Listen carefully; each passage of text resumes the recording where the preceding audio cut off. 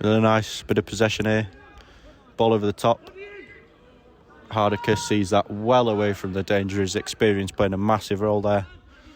Walshaw holding up the ball.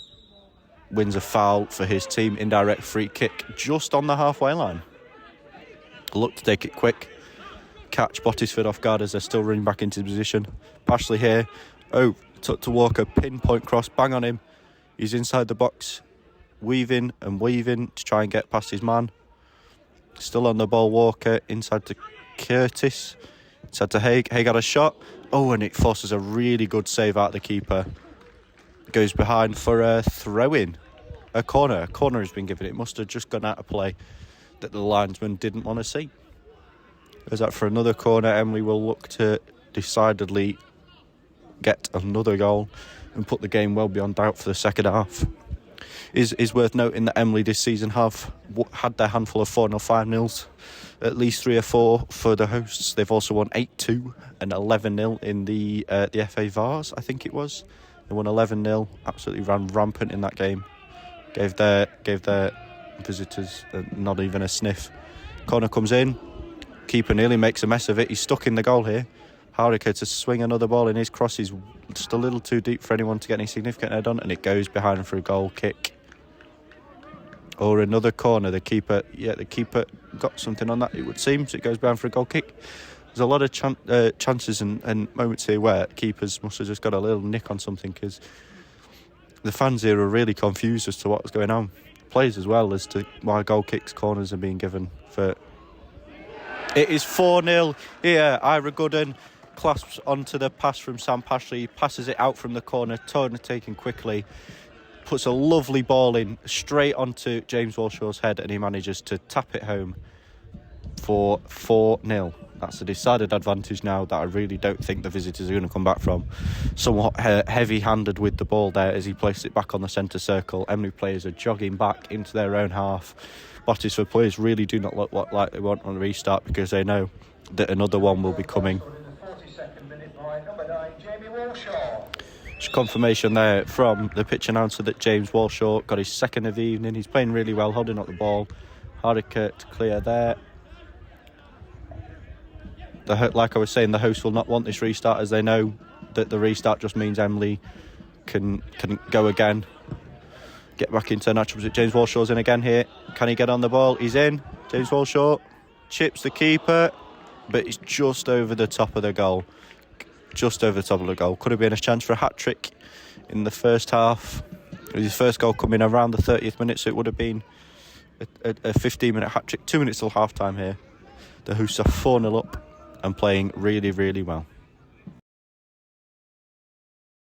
It is 2-0 here to the hosts at the fantastic Media Welfare Ground as Emily take on Bottisford. An early goal in the second minute from Hardiker as his cross flew into the back of the net with not much opposition. Pashley then managed to make it 2-0 just 6 minutes later, again from a corner. Pinball in the box, and he manages to poke it home with a header. It's been really no attempt to claw anything back from Bottisford, who have really not managed to get a grip of the game and are really, really struggling to make any concrete chances. Emily are completely suffocating them and preventing them from making any significant runs, significant passes, and are really dominating the play here. 2-0 at the fantastic Media Welfare Ground to the hosts, Emily Football Club. Full time here at the fantastic Media Welfare Ground, and the final score is Emily 0, Penistone 1. A fantastic ball played through to Keatley in the 63rd minute. He smashed it home to send the visitors into a 1-0 lead. Penistone looked to play counter-attacking football for the majority of the game. For the first half, they were unsuccessful in making any concrete chances, and as such sent the teams level in at half-time.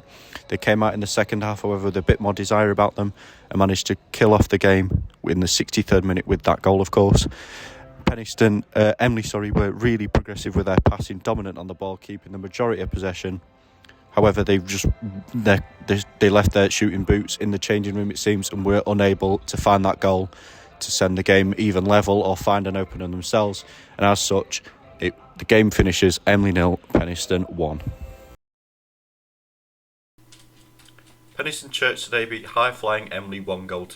The goal came completely against the run of play in the 63rd minute when Nathan Keatley beat the high line and smashed a shot past Declan Lampton's far post. It saw the demolition of Emily's 14-game win streak and 19 games without a loss, something which was a club record held since the late 70s. The result was something which everyone within the ground thought was totally unjust, as the season-high attendance of 689 within the fantastic media welfare ground was shocked that Emley's utter dominance was outplayed by a counter-attacking team. Emley sits second now, just 2 points, and with 3 games in hand on league leaders Campion, whereas Penistone climb a place into 10th. All finished in West Yorkshire on this Boxing Day clash as Penistone beat Emley 1-0.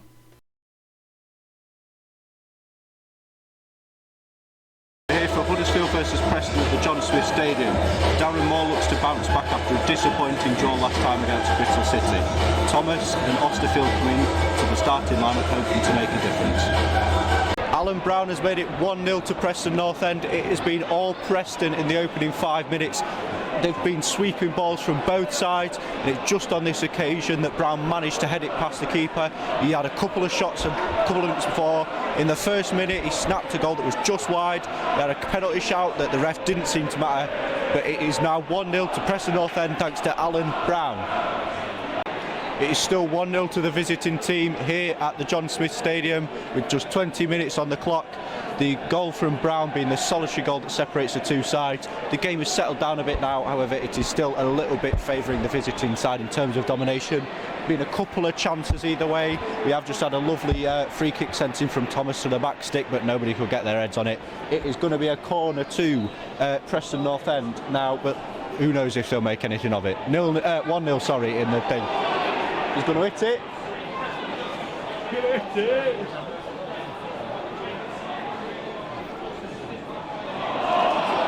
Hit it. It goes behind for another corner. 1-0 to the visitors at the John Smith Community Stadium. It is still 1-0 to the visitors here at the John Smith Stadium. Preston are still dominating the ball, however Huddersfield have settled into the game a little bit. Couple of crosses coming in from either side, however nobody is able to get on the end and extend the visitors' advantage. We've just had a lovely shot coming from Dwayne Holmes, however it was hit by the first defender, well high and wide. It was nearly embarrassing for the keeper, but he managed to get a foul and the ball is back safely in their hands. 1-0 to Preston North End. It is now 2-0 to Preston here at the John Smith Stadium, and the home fans are not happy in the slightest. A lovely ball from Miller from the right outside of his right foot, played into the path of Will Keane, who slots it home. It is 2-0 to the visitors here at the John Smith Stadium as Preston lead Huddersfield Town 2-0. Goals from Keane and Brown put the visitors up thanks to 2 lovely sweeping balls in from the wings. Huddersfield never really got a foothold in the game, and as such they find themselves behind at half-time. 2-0 to Preston North End.